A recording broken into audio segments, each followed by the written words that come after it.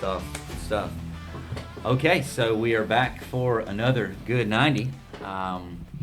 It's November now. I don't know when this will be published, but today is... Oh, wow. Some good shade thrown right there, man.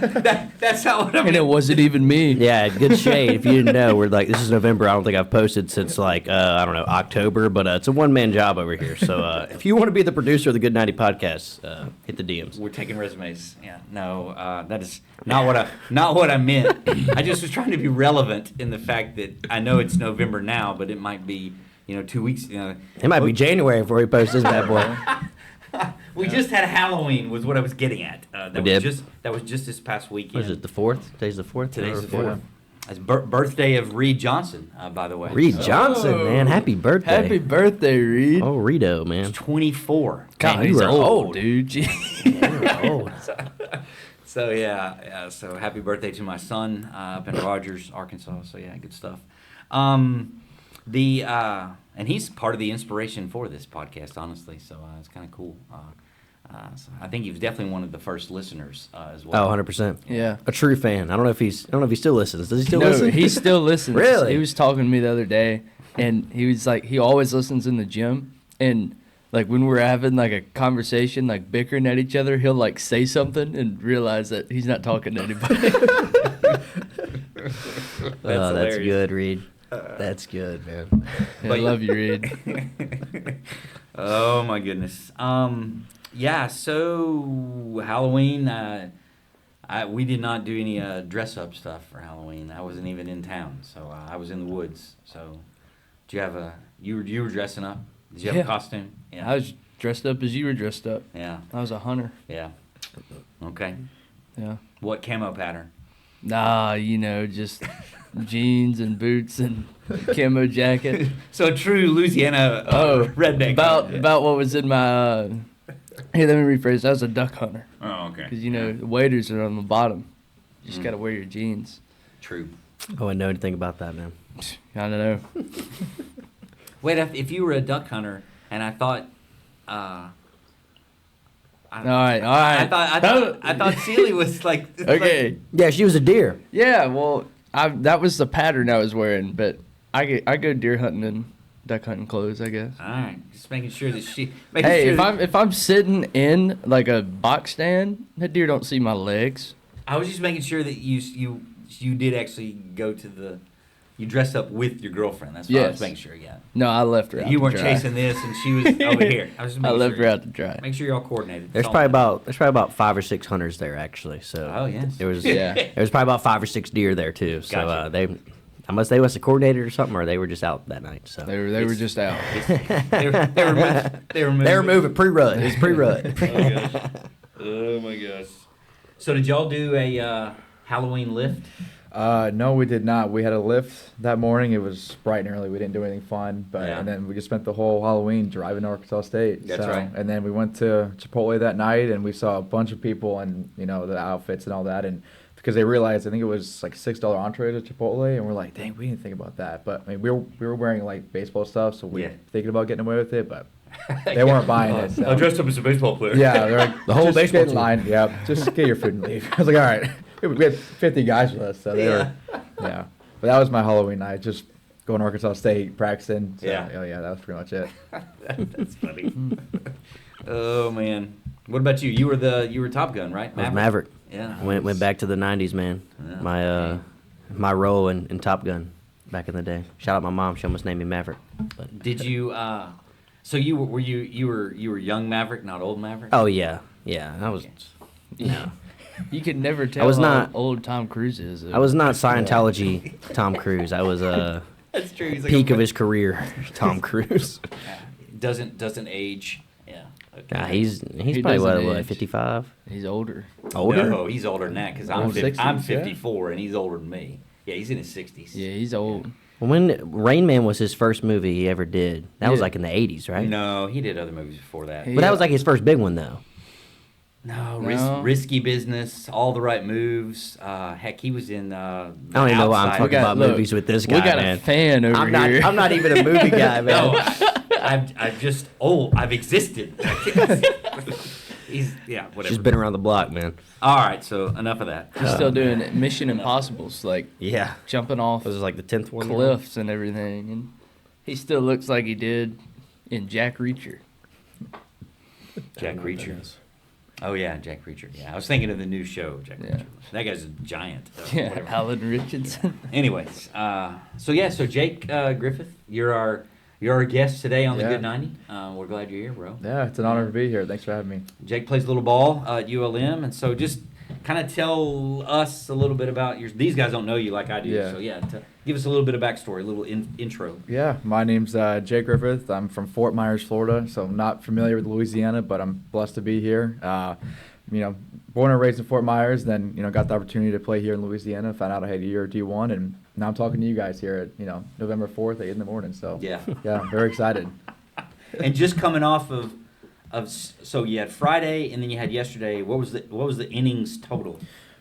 So on Saturday it was 16 innings, and then yesterday was 12. So I mean, it was a lot. So, but on Saturday I only played a half, but yesterday it was a full 12. So I'm a little sore, a little tight, but that's Yeah. all right. I mean, it was the end of the fall, so Yeah. I can not really relax today. We got weights today, but Yeah. this is when the real off season starts, and this is what separates everyone. Yeah. Yeah. So I know you've played some double headers in the past. So not counting double headers, how many times do you think you've played 12 innings in one day? Oh man, I mean, I've been in a part of a couple extra inning thrillers, but I haven't been in part of one like that in a while. So Yeah. that one really shocked the muscles a little bit, a little just mind over matter type stuff. Yeah. So it was it was pretty good though. Could you What- give a little context? Like, why was it 12 and 16 innings? It's a fall thing. Just pretty much it's a scrimmage, so it's just making sure everybody gets in because we have a lot of Scrimmage, guys. yeah, okay. Yeah, so it's not really anything that's it doesn't count towards the season at all. So we played against McLennan. They're a really good JUCO in Texas, and they just had a bunch of pitchers. We had a lot of pitchers, so we just throw everybody, and there you go. So it's kind of like an iron sharpens iron type thing. So it's just the hitters get better, pitchers get better, but it just happens to be more than 9 innings. So and then I mean Saturday was probably the worst of it.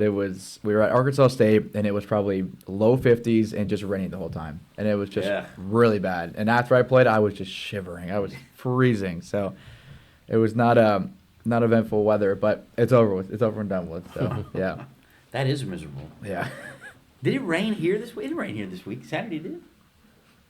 We didn't get rain. But think y'all got so. rain. It was Saturday? just depressing rain. Just Yeah. like wouldn't go away, really annoying, and it was just the wind too was really Yeah, bad. So the wind does blow up there more than Yeah. it blows here. That's a true thing. yeah.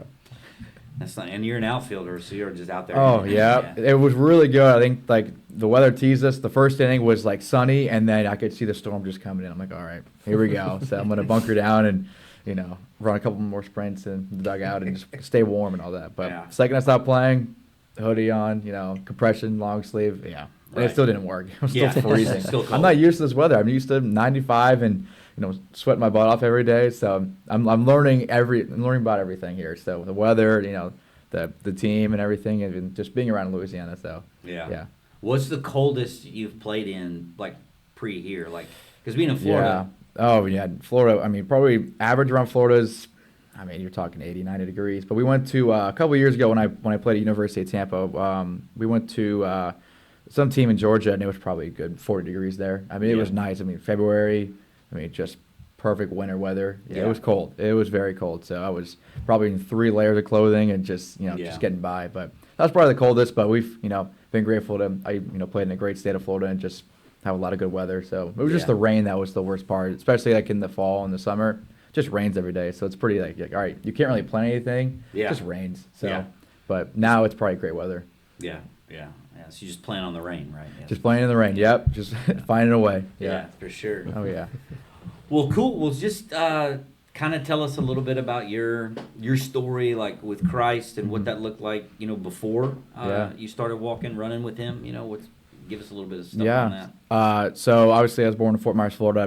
I was born in a Christian household. My parents were just, I thank God every day for my parents, and they raised me right. They raised me in a Christian household where they gave me morals and values that, put God first, and I, look at myself today, I thank Him for everything that I had. And On my mom's side, her parents were both pastors, and they ran a nonprofit organization called Nation Association. And so around Fort Myers, there's like a town that's, or like a little part of the city that just isn't as fortunate as others, and they just give back. And it's pretty much everything that they get, they just give to give the families, whether it's food or money or anything like that. They just give back. And so seeing that, growing up, it was just like, dang, like I want to be part of that one day. Like I want to know their why. So, I obviously had a great relationship with my grandparents, and I was able to talk to them a lot about like why do you do this? Like what's the purpose behind it? And they were able to tell me, all about Jesus, and, the point, like everything, like the Nation Association is for Jesus. It's not for them. It's just not for them. It's for Jesus. So, that it was a great, upbringing for me. And my mom especially would really, harp in on making sure that we, we started our day with God and ended our day with God. So we would do a lot of daily devotionals. And, when I was a younger kid, I didn't really understand it. I was just a young kid, just only worried about, playing baseball and going to school. But when my mom would, right before we go to bed, we, read a daily devotional and just say, hey, this is going to mean something to you one day. Like whether you believe it or not, now it's going to make sense later. So like, obviously I didn't understand it as a kid, but looking back, I'm like, that's part of my identity now. And I'm so glad that was part of it. So, and so that's, how I kind of grew up. And, throughout, elementary school, middle school was the same thing. It was just like making sure, I start my day with God, end my day with God. And obviously, I was young, so I just, wasn't perfect every day and all that. But I just thank my parents, 100% all the way for that. So that was kind of like, before, I guess. But that was, pretty much my childhood right there. Yeah. It's funny. We were talking about this last night. When Jesus is, we last night we read John 13 where Jesus washes the disciples' feet. Yeah. And they don't know what's going on or whatever. And he says because Peter really has a problem with it. And he says, you don't understand now, but later you will. And that's essentially what your mom would say to you. Yeah, 100%. Like, hey, which is really cool. Yeah. To have someone like that speaking into your life. And I think probably if we all went around the table, we could name someone who's done that for us. Yeah. Whether that be a parent or a grandparent or something. But to have someone saying that to you on the regular like that's big. So are your grandparents still alive? Yes. They're still doing good. They're doing great. They're still over there living in Fort Myers, the Cape Coral area, which is next to the city next over there. So they're doing great. So I get to talk to them every day and see how they're doing and all that. And obviously they miss me because I've never been away for college. I've always been in Florida, so this has been like the farthest time. And but I'm just making sure I catch up with them and see how they're doing and all that. So yeah. Are they still involved with, what did you say? Nations Association. Yeah. It's finished now, but I mean they did enough for the city where it made a great impact. I mean they basically they revived that part of town, and it's been great. Like, there's a bunch more buildings over there. There's a bunch of churches over there now. It's amazing. It's amazing how how it seemed like a little bit they did, but it made a longing impact on the city. So, yeah. So you said, like, which is big, like we could talk about this in a little bit, like, that you wanted to know their why. Yeah. Which is the other thing we talked about last night. Yeah. And so, because Jesus says, I'm going to set an example for you. Like, so he took off you weren't there, so I'm just feeling. You keep looking. Yeah, you keep looking at me. They busy like, sinning, man. What can I say? I'm just kidding. Oh man. But, Jeez. Pick on- looking over your shoulder. Pick on Mason Day, man. It's like, yeah, man, that's every day. Every for you, Tuesday at bro. 8. Every Tuesday at 8. Yeah. regular schedule. No, so he says, when he's telling them he's going to wash their feet, he says, like, hey, I'm doing this to set an example for you guys. And it's so that other people are going to see you doing this. Because he says, I'm washing your feet, so you need to learn to wash each other's feet. And like by showing this love like that, like he's showing the world. And so almost like they're going to want to know why. Like, I'm sure when your grandparents started that whole deal, they had probably a lot of people wondering, well, what are you guys doing? Why are you doing this? What's the point? And they had this like big picture that they were probably looking at from what Jesus had planted in their heart, and everybody else didn't understand it, but they started doing it. And apparently, if it was like you're saying, like, I mean, people jumped on board. Yeah. You know, which is really, really cool to see how that works. And Jesus says at the beginning in John 13:1, at the end of that verse, he says, or John wrote, Jesus didn't say it, but John wrote that when he got up and he put the towel around his waist, he picked up the basin to wash their feet, then it says that now he would show them the full extent of his love. Yeah. Like that he would go,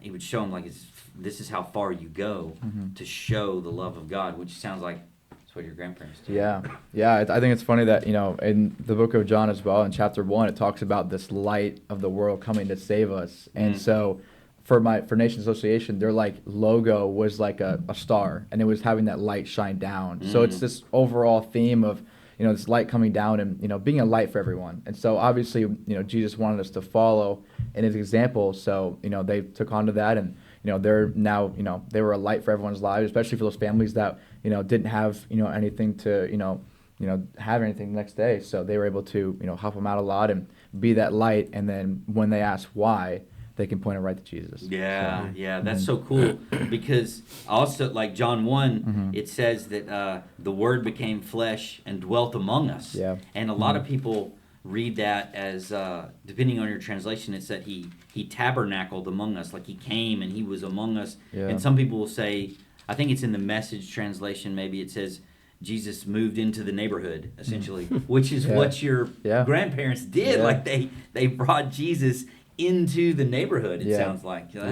That's really cool. And then you're sitting there as a grandson watching all that unfold, and you're going, what's your why? Yeah. You know? It just, I could sense something different. Like, it was weird. It's just, they literally woke up every day, went to Nation Association, and was like, okay, what's next on today's like list? Like, who can we help today? And it was just amazing to see growing up. And mind you, like, they're Puerto Ricans. Like, I'm half Puerto Rican, so they grew up in Puerto Rico and then moved to New York, and then they said, you know what, I need to move somewhere else once they had my mom and then her sisters, and they moved down to Fort Myers. And it's just crazy, you know, God's timing and God's plan. So they just, you know, they realized, okay, we can help out Fort Myers, and we can, you know, one, live here, but two, we can also, you know, spread, you know, the gospel through our work. Yeah. So, That's crazy. That's crazy too, right? So Puerto Rico to New York, then back to Florida to get closer to. That's interesting. Oh yeah. My mom was born in New York, so that's why I'm a Yankees fan. So I kind of tag along right there. But but she was only there until about 3 years old, and they moved down to Florida and just, you know, lived there, and they're still there now. Yeah, so. That's good stuff.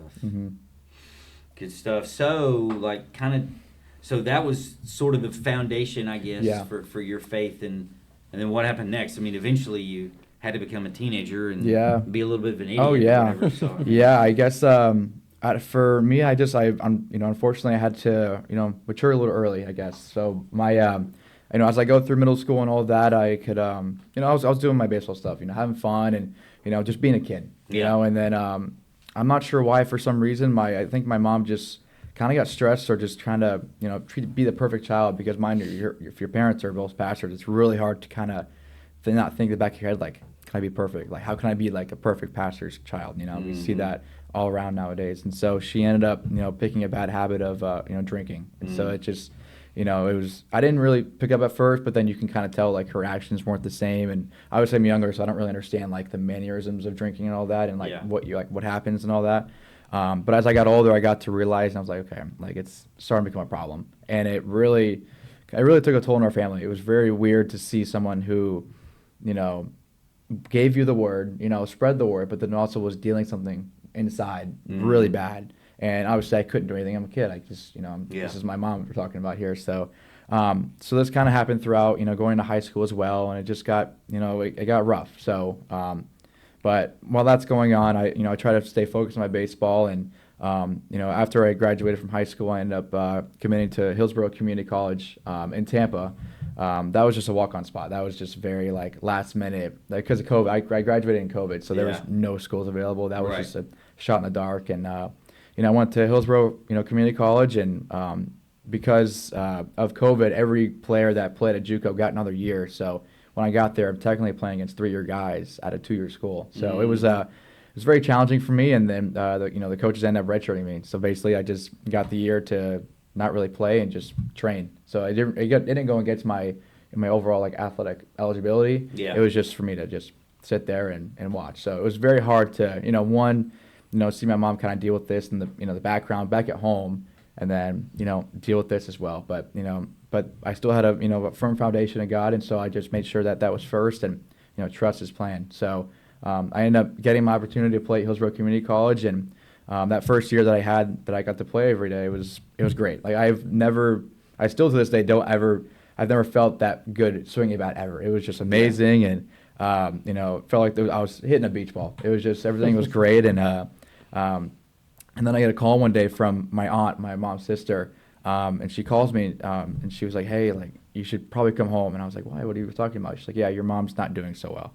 And she tells me that she ended up going to the hospital, and her organs are like failing pretty bad. Like her liver, pancreas, it's just they're basically shot because of how much drinking she's done over the years. And so I'm like, okay, well, I'm literally in the middle of my amazing season right now. Like, what do you want me to do? And she's like, you should probably come home. Like, mind you, like, it's been pretty bad in the past where, I got on a call and she was at the hospital because something happened, but it wasn't as bad as this one. So I had to make the call, and I had to go home in the middle of the season. It was very tough for me to do, but family comes first. That's just something that, that I was raised on, and still to this day, it's family comes first. So I got a call from home in Florida, and I get a call saying, "Hey, you should probably come home."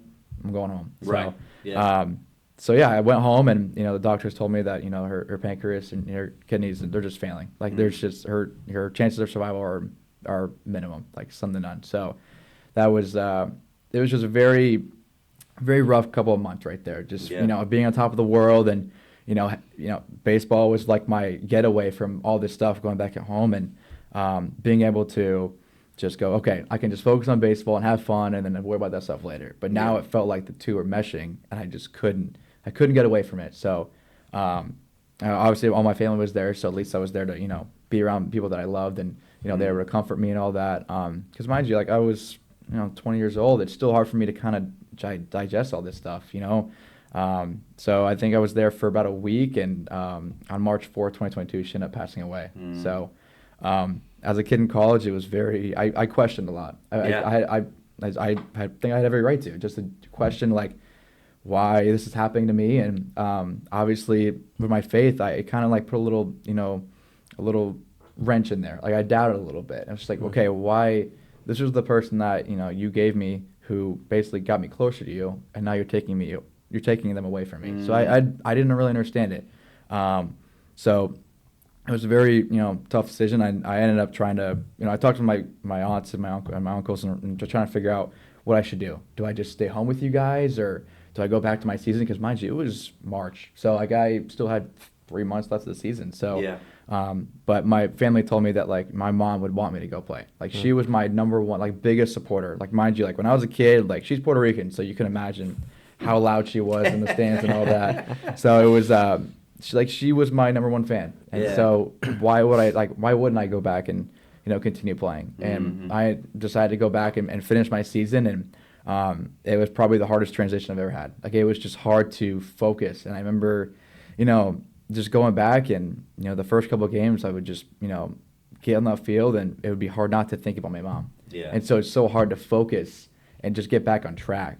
And so it was tough, but God works in mysterious ways. It's pretty funny how the game or the series that I come back is against a team that is in Fort Myers. So I end up getting to play in front of my family a week after, my mom passes away. So, and that was probably the series that I ended up like finding, my why again. I'm like getting back on the field and trying to find out. But through this, through these months that, not having my mom with me, it was hard to, continue, seeking God without having, that like, my mother trying to help me out. So, I still did my daily devotionals. I still read my Bible, but I was still missing something. Yeah. And then I came upon Romans 8:18. It basically says the pain you were feeling doesn't compare to the joy that's coming later. And that, as simple as it was, it hit me like deeper than any other verse I've read. And it was just something about it. It's just like I still have, I'm like, yes, I know my mom passed away, but I still have a life ahead of me that I can change. I can change what happened. I can, put the narrative on you, God, and not on just what has happened. So, after that, I mean, I ended up finishing the season. I had a great season, and then after that, I ended up committing to University of Tampa, which is a top D2 in the country. Which at that time I was just like, it was crazy how it happened. Like I ended up committing in November 2022. So you're talking 8 months later. I mean, it's just from one of the worst days of your life to now one of the best days of your life. Just because I trusted in God, I just kept going the path. I kept fighting the good fight. That's just it, and keep going, and just regardless of what happens, it's as hard as it was, and like even though I had to mature a lot more than other people, but I'm seeking the benefits. I'm reaping what I sowed because I trusted God and got to do that. So so going to University of Tampa, I transferred there, and I was right in the mix. I was one of those guys, and through the University of Tampa, I played every day. I got the opportunity to stay in Tampa, and it was just a great environment. I got to stay close to my family. I didn't have to leave too far. So if anything were to happen, I can go back home immediately. So, and then, at the University of Tampa, we were successful, and, by the grace of God, we went back-to-back national champions. So it was things like that. It's like, looking back, 3 years ago, I ended up losing one of the person that I loved, the most. And that's my mom. And, now fast forward 3 years later, I'm, a back-to-back national champion. I mean, I'm now here in Louisiana playing Division I baseball. I mean, and then, not to mention all the small things I did, through God. Like at the University of Tampa, I was part of FCA. I was a student leader over there, and, I got to, lead a team Bible study over there. But it wasn't because like I want to do it for myself. It was because one, my firm foundation that I had in God, that's my path. Like that was my why, and like that's why I want to do it. Like this isn't for me. Like I want to do this for God. And two, like I want to also, continue what my mom started for me. Like she was also the foundation for me. She gave me this, these morals and values that I needed to, continue to do. And, just like my grandparents did, I need to continue to be that light in everyone's life. And regardless of what happened to, in the past and, who I lost, it's, I just got to keep moving forward. And, of course I miss my mom every day. Like don't get it wrong. Like obviously it's my mom, but, I just thank God for the time that I have with her and, the maturity that I've been able to have through this, because not everyone's going to be able to, turn around immediately and go play. But it's just, something that I've had. It's my mom helped me with this, and but that's kind of pretty much it. And now I'm, blessed to be in Louisiana and continue to spread the word. So, yeah. Dude, that's... Praise God, man. Yeah, dude, that was Awesome. incredible. Yeah. I do have a question. And it might have been that I just missed it in there, but where is your dad at? Yeah, so my dad's still in the picture. He was he just grew up on a he didn't grow up so Christian like. He was just kind of just thrown into it. It's like when he met my mom, it was just he kind of just tagged along with it too. But he's still in the picture now. He's now been he's in that second part of my life where he's now my number one supporter. So it's like he was still in the picture the whole time. It was just my mom. Her background, obviously I would just go to her a little more just because of what she knew from her parents, and so she was my connection to just pretty much get closer to Jesus, whereas my dad was a big sports guy, so he really helped me out with baseball and making sure to stay focused on baseball. Like I talk to him every other day, man. It's just about baseball. It's like, hey, he's asking how the team doing, how are you feeling? Like he's my supporter for baseball. So like I had a good relationship with my parents, and but we've been through it. We've been through everything together. So it's been a crazy journey. But he's still in the picture. He's number one supporter, and and I think through it all too, he's starting to grow his relationship even more with God as well. So it's helped him as well. So I can't even imagine what he's going through as well. It's just it's tough to lose someone like that in your life. But we have God. Like that's something that's really important for us. And as long as we have him at our side, we can get through anything. So. Oh yeah, dude, that's awesome. Yeah. And when you got to college, and like the transition, from high school to college and dealing with your mom and all this stuff, because like people come to college and people tend to, live a little, quote unquote. Yeah. And I'm gonna say, did that like affect you at all, going in and seeing all these people do other things we probably shouldn't be doing? Because I know I struggled with it. I know he struggled with it, and that's something that is always a good question to ask. Yeah, so. honestly, because of what I was raised on, I really didn't have the urge to do any of that stuff. It was just something that That's just good. wasn't in my nature, and I was able to see past it. Like I was able to, ask myself like, okay, what am I getting out of this? Like, is it really going to benefit me? And thankfully, my girlfriend, we met in high school in Fort Myers, and she ended up committing to University of Tampa, or University of South Florida, sorry. And so she was close, so I got to hang out with her a lot and spend quality time with her. So being with her, I could just focus on what I need to focus on, and keep growing that relationship in my life that meant a lot to me. Whereas I could hang out with my teammates and drink and all that, but like, what's that going to do for me? No one knew like what I was going through, back at home, so they don't see that because I didn't know them that well to even tell them about what was going on. And so like obviously I declined it, but it was for reasons that were part of my life back at home. So thankfully I didn't really have the urge to do that, and I still don't. I don't ever do that stuff, and so but it's gotten me, I've learned a lot through that, and people catch on to it too. So and they respect the decisions that I make. So it's different, but that's what God calls us to do. God calls us to walk in the different direction that will that leads to Him. Yeah. So Flow against the current. yep. Or Easily. swim against the current, I guess. Yeah. Flow. Oh yeah. You got something to say, bro? No, I don't got nothing to say, man. I was tracking with you. Thanks. It's a good Thank question. Good question. Oh man, that's good stuff. Well, so the Romans 8:18, you said Yeah. you found that just Yeah. like in doing your devotions or whatever, you just came across it. It was just one of the verses that was on the daily devotional, and it was through one of the hardest times of my life, and I just kept reading it, and it was the one that I was reading the rest of the devotional, and I kept going back to it. I was Yeah. just like, why is that hitting me as hard as it is now? But it was because I had faith.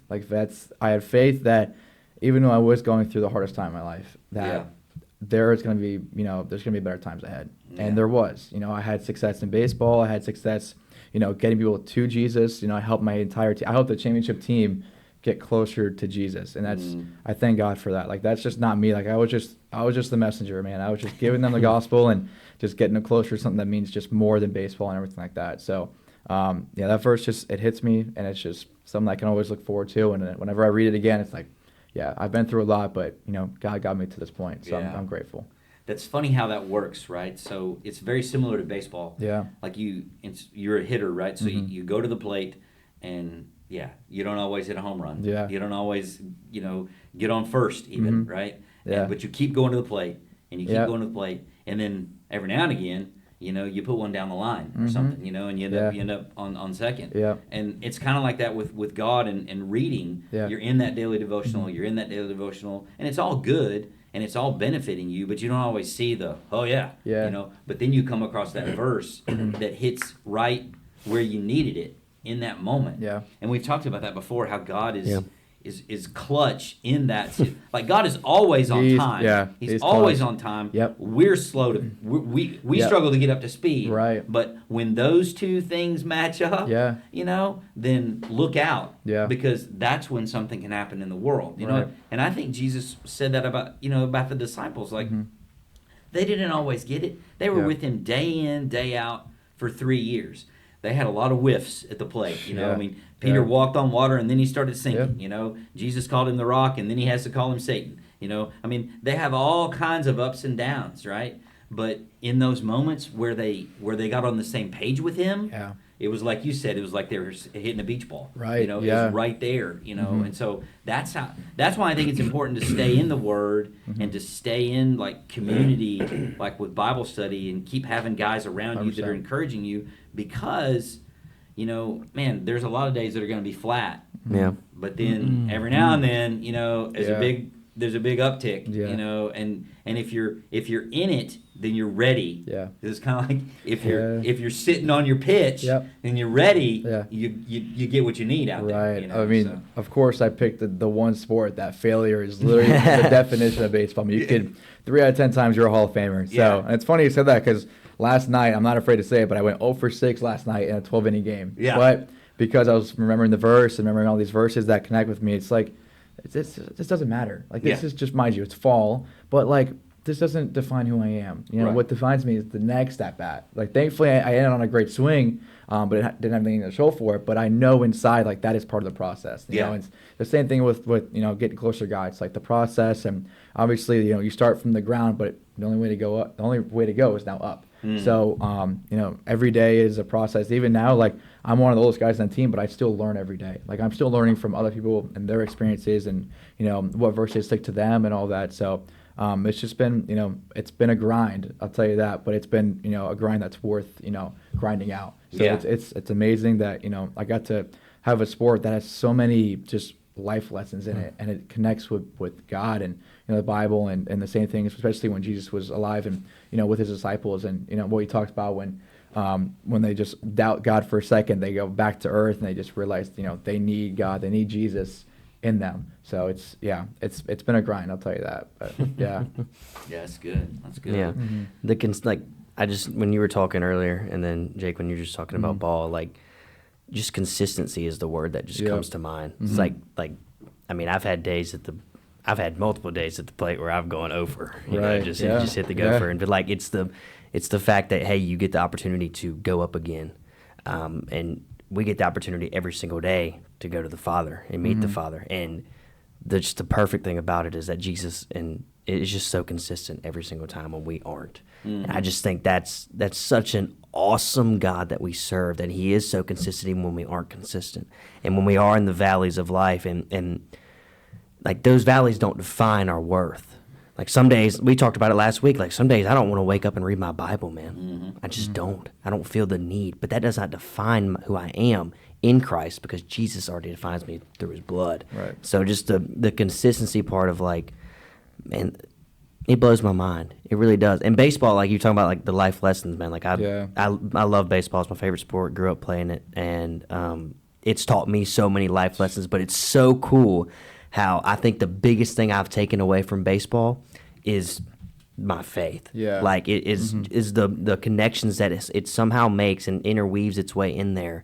It's like, well, you do go 0 for 6, but it doesn't define you, because you know what defines you, and that's Christ.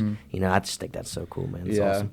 Yeah, that consistency. There's different definitions of consistency, man. Yeah. There's obviously the physical consistency, where I guess you could look at your stats and say, okay, like, I wasn't as consistent as I was today, but that's okay. But there's also that mental consistency, whereas if your thoughts are still positive, you're eventually going to have, physical consistency in baseball. You're going to get the stats eventually, as long as where your mind's at is, trusting God in his process. So, like, I've learned that, especially this year too. And what I've learned through my relationship with Jesus is just, regardless of what happens, if I have a bad game or an amazing game, the thoughts and the process doesn't change. It's just, I trust God with all my heart and lean not on my own understanding. So, and in all my ways, acknowledge him, and he'll make my path straight. That's the best part, is at the end, is that he'll give you the effect. He'll give you what the reward is. He'll make your path straight. So, I love that Proverbs 3, man. Yep. So, it's just, being able to throw verses at people in my dugout. It's so funny. Like, I'll just, like, somebody goes out and, like, I don't get it, man. I go, yo, like,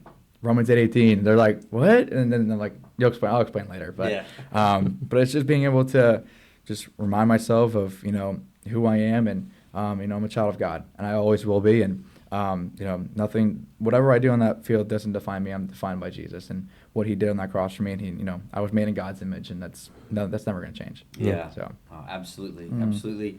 And so too, like we're talking about, every day you go back up to the plate, every day you get another shot. Yeah. It's not like you're on God's on ESPN. He's like, oh, well, here's Jay Griffith. He's 0 for 6. This guy really sucks. Or whatever. He's just like, hey, I'm right here with you. Yeah.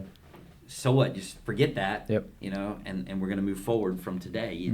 God doesn't keep bringing up your bad games. No. He's a big fan of hey, it's a new day. Yeah. Let's go out there and see what happens today. Like, what do we do in this moment? Don't. I mean, yeah, you learn from mistakes maybe, but other than that, let's don't keep bringing them up. Let's don't keep dwelling in them. And how true is that in any sport or in any part of life, really? If you're stuck on the failure, like if let's say your relationships, with your girlfriends or whatever, or even me being married, if we keep bringing up past stuff, then we never move forward, and we don't give ourselves the opportunity to grow. And so it's so true in all of life. Like, your stats your stats are kind of irrelevant. Yeah. For the most Yeah. part. Right. I mean, you want to have a good like track record, but I think it's really just about being consistent. It's not about a track record of home runs, Yeah. because that's what everybody. Oh yeah, this guy, Yeah. he's got 40 jacks, Yeah, right. incredible, Yeah. I mean, but that's not what that's not what it's about, Right. It's about day in and day out. Who are you?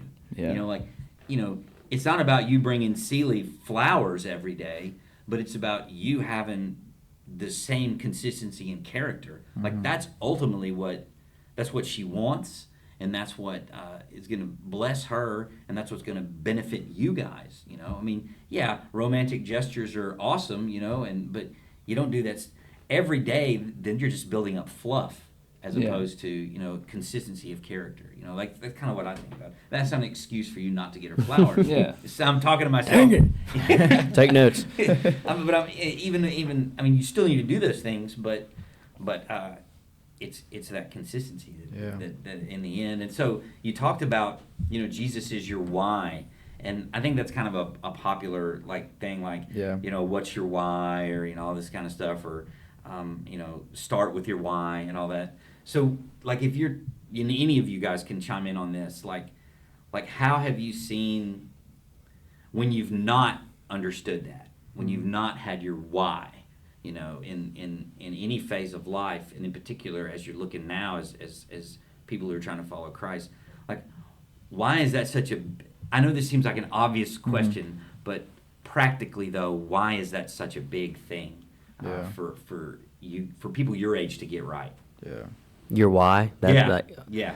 I mean, for me, my why would be the person I was before, and then I literally watched a reel this morning of Phil Robertson talking about how he came to the Lord. Yeah. And he was like, God, I was the most heathen pagan I've known. Yeah. Like, why me?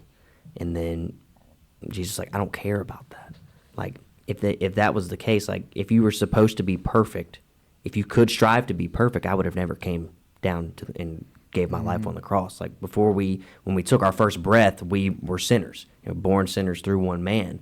And I always try to look back and ask the Lord, God, would you just help me to remember, the weight of my sin and what you did, which was to suffer on the cross on behalf of my sin, my past, present, and future sin. And so when I get into this place of this check engine light going off of what I'm just going through the motions of, hey, I need to pick up my Bible, which I have not been doing, so I'll hold me accountable to that, people. And then or prayer and just being at youth group or leading guys Monday nights and just things like that. I have to remember my why of, well, Jesus died for my sin, and he gave me the opportunity to live eternal life with him. Right. That should be your why ultimately. Now it could be, and because of that, we were talking about it last night with, serving. I came not to be served, but to serve. For us, it's we should not, be served, but serve because of Christ. Yeah. And that's essentially what John 13 is telling us, and the example that Jesus is giving. Do they understand it? No, not really. But they do after he goes to the cross. Yeah. Right? And ultimately we, because of that, we should serve. And so that should be your why. Christ should be your why. Now are we consistent in that? No. We're not, man. And I fall short of the glory of God every single day. But go read verse 24, man.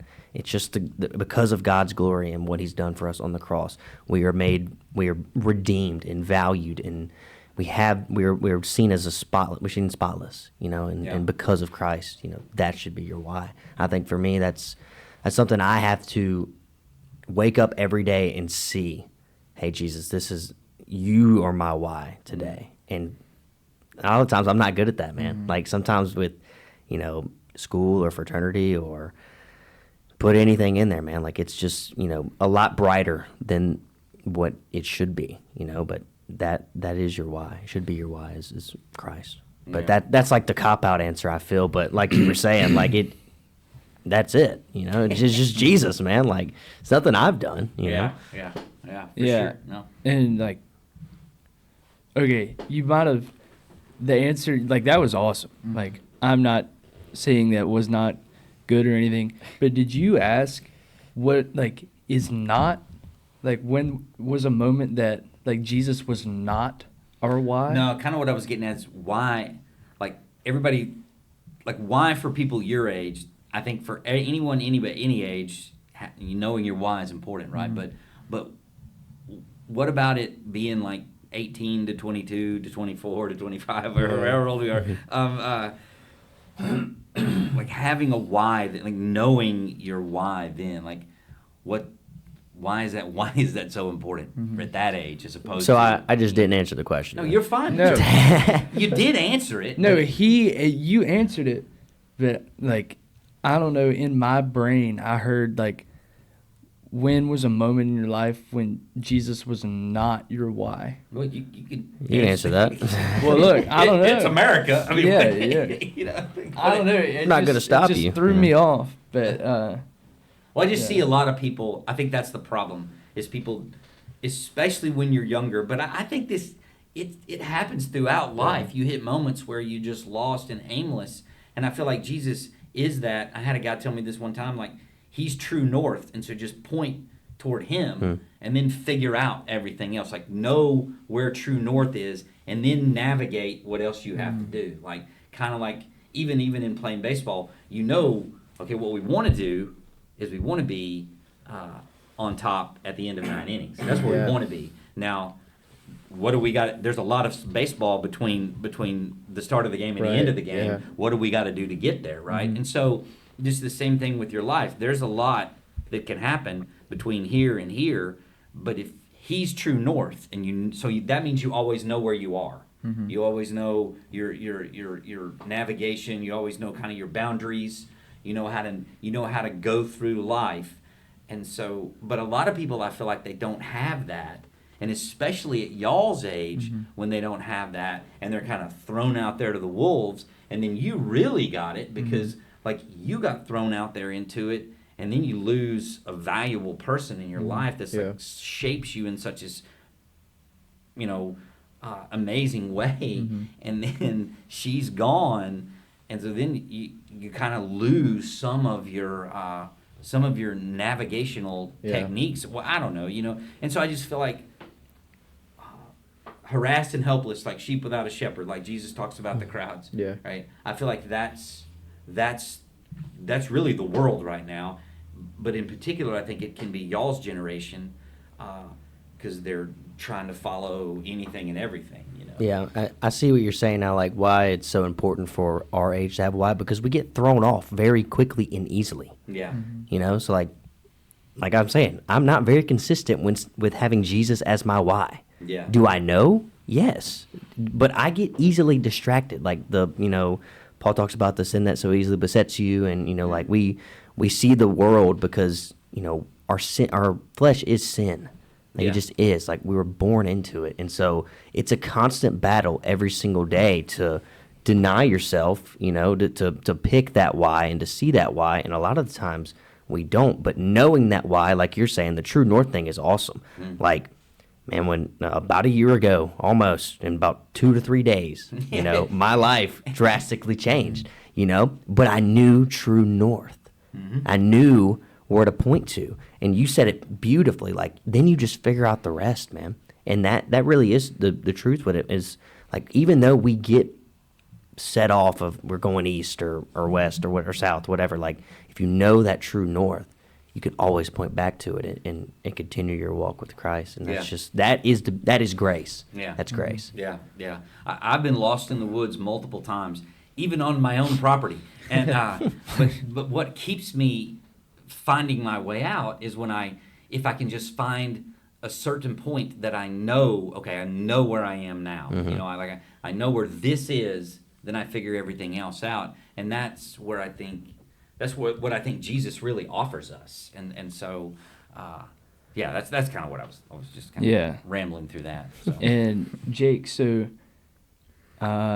especially we do have some younger listeners in here fixing to go into college and whatnot, and if you just have one word of advice or like one thing that you need as a Christian kid going through this whole crazy mess that we call college, like, what would you say to them? Yeah, I would just say find your community. Find people around you that have the same values as you, that believe in Jesus as you, and you're going to be able to find home, away from home. I feel like, when I came here and, I was an older guy, but this is my first time being away from Florida in general for college. So I still had to do the same thing. I had to find my group of people that I can, rely on.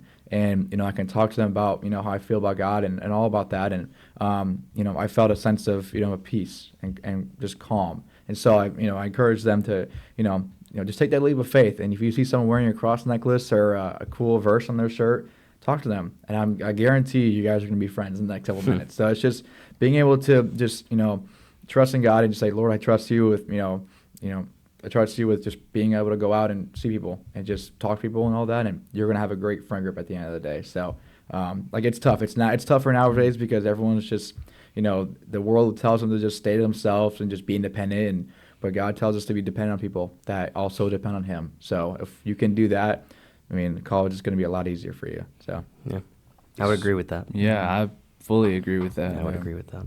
Yeah. Yeah, we're not built to do this alone, and it's funny too with baseball because you do have to stand in the box and it is just you, right? Right? There's those moments in there. You step out and you look at the coach and get the sign or whatever, and you got guys in there in the dugout yelling, telling you whatever, and you get that cheering and all that kind of stuff. But at the end of the day, there's part of it where you are alone. Yeah. But it's only really has to be a small part, like the rest of life can be in community. That is what we're built for. We're designed for it. And so, there's certain things where, okay, you got to do this, but it's very minimal. Yeah. A lot we are designed to do life together, and it's better together. Like there's just so much of it that is like, and we're meant to, like, in being created in God's image, like, we fit with Him better than we fit anywhere else, and so that's that other part of community. We're meant to be in the community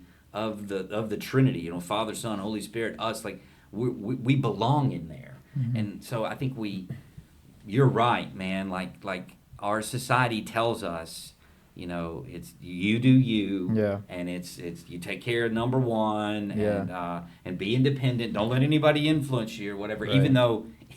And that's another funny thing. Don't let anybody influence you, but you should go be an influencer on social media. Like, that makes no sense at all. It's like stupid. Yeah. So the world is so dumb. Yeah. When you realize the pattern of logic that really the enemy it's just stupid. Yeah. Because you get spoken to, be yourself, but also follow me. Yeah. It's just so dumb. So that's good. Yeah. That's good. I think it's a good piece, especially like a college senior, like whatever you're worried about, find that. Yeah. Find that community. It'll outweigh, all those other things, and no one would say, well, life's been a whole lot better since I've been on my own. No one really says that, Maybe a few hermits, but for the most part, it's found in community, and that's where we see Jesus popping out, the most. He's the most visible.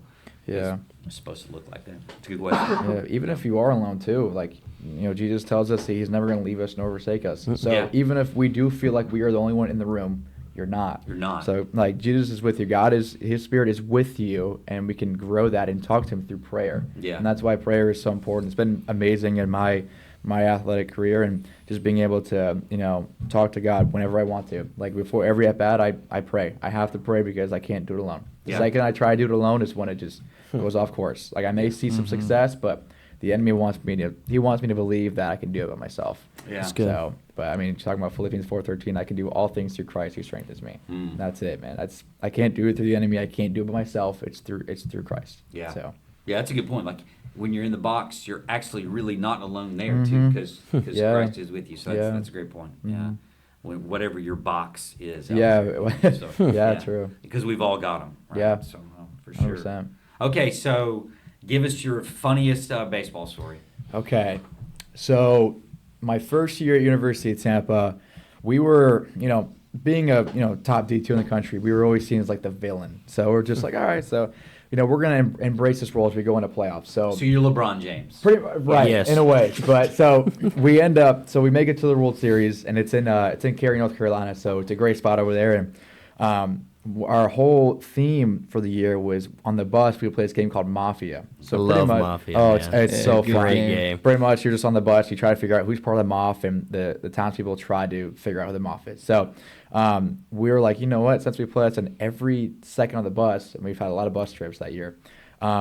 For our flight to Cary, we all dressed up as Mafia members, and we walked right in, and then we saw our teammates at the field, and we're just strutting in with just crazy Mafia outfits, man. It's crazy. Just like I did like a older's like a I don't know, kind of like a onesie suit or something like that. A couple of people went all out. I mean, just crazy watches and just crazy rings on them. It just looked like Mafia guys. So it was like really funny for us. But at the end of the day, like it was more of like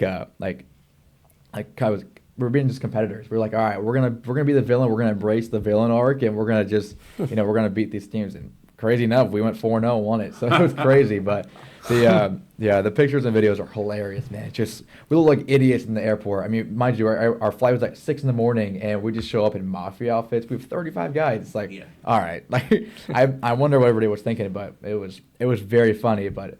It made for great memories, I'll tell you that. But Did you get any of the coaches to buy in on they all did. All of them did it. Oh yeah, our head coach, he was all in. He had a couple national championship studies won like years back, and oh my gosh, like it was, everybody was in. It was an all in type thing. It was great. So that's cool. Oh yeah. You guys got any questions for Jake before we go? One last anything? No, I don't think so. Can't say I do. I asked mine earlier. Okay. Yeah. Yeah, good stuff.